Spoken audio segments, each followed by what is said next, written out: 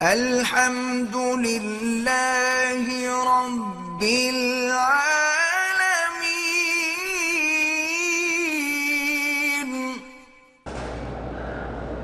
بہرحال یعنی داڑھی رکھنا کم از کم ایک مشت ہے۔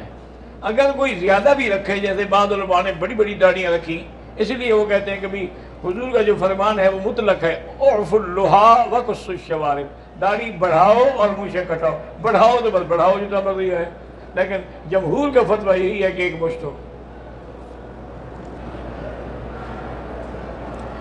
صبح کی نماز میں امام صاحب نے سجدے کی صورت پڑھی تلاوت والی، لوگوں کو پتہ نہیں چلا امام صاحب رکوع کر رہے ہیں یا سجدہ، بہرحال جنہوں نے رکوع کر لیا ان کی بھی نماز ہو گئی، رکوع نہیں کیا اور کھڑے رہے تو ان کی نماز نہیں ہوئی۔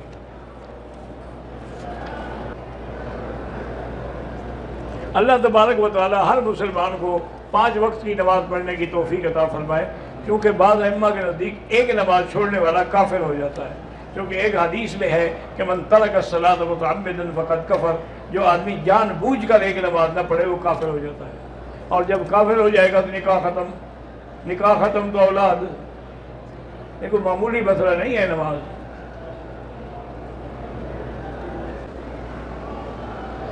میں دبئی میں کام کرتا ہوں، جو بھی کام کرتا ہوں نقصان ہو جاتا ہے، حالانکہ میں نماز بھی پڑھتا ہوں، بھئی نفع نقصان میرے اللہ کے ہاتھ میں ہے، وہ چاہیں تو نفع دیں، وہ چاہیں تو نقصان، اللہ یبسط الرزق لمن یشاء ویقدر، اللہ چاہیں تو رزق کھول دیں، چاہیں تو رزق کو گھٹا دیں، آپ پڑھتے رہیں اور اللہ سے مانگتے رہیں۔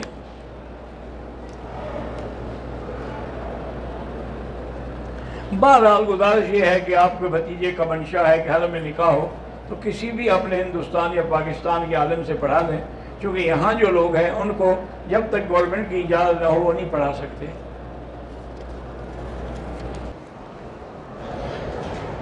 میرے دوست کے گھر میں بچہ پیدا ہوا، اس نے بچے کے کان میں اذان نہیں دی، کیا جب بچہ پیدا کان میں اذان دینا سنت ہے؟ نہیں دی تو اللہ ہدایت دے۔ میری اہلیہ کے سر کی ایک وین میں شدید درد ہوتا ہے، اللہ ان کو شفائے کاملہ عطا فرمائے، ہر نماز کے بعد 7 دفعہ سورۃ فاتحہ پڑھ کے پانی میں دم کر کے پلایا کریں۔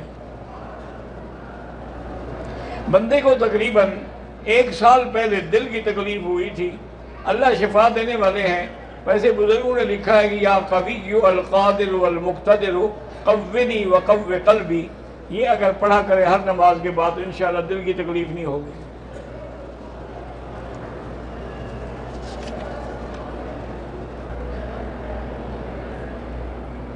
میری بیٹی کی ٹانگوں کا مسئلہ ہے، MRI کرائی ہے، ڈاکٹر کہتے ہیں کہ اس کا کوئی علاج نہیں، اللہ کے ہاں تو علاج ہے نا جی، سورۃ فاتحہ پڑھ کے ہر نماز کے بعد پلایا کریں۔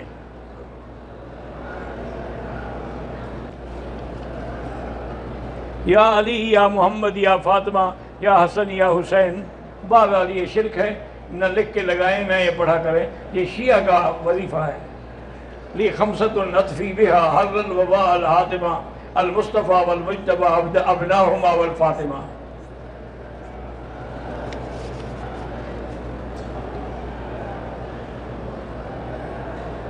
میرا ایک بیٹا ہے، اس کا نام ہم نے محمد مکی رکھا تھا، اچھا کیا، اب اللہ مجھے بھائی دے تو میں اس کا نام محمد مدنی رکھوں گا، تو ٹھیک ہے، دونوں ٹھیک ہیں۔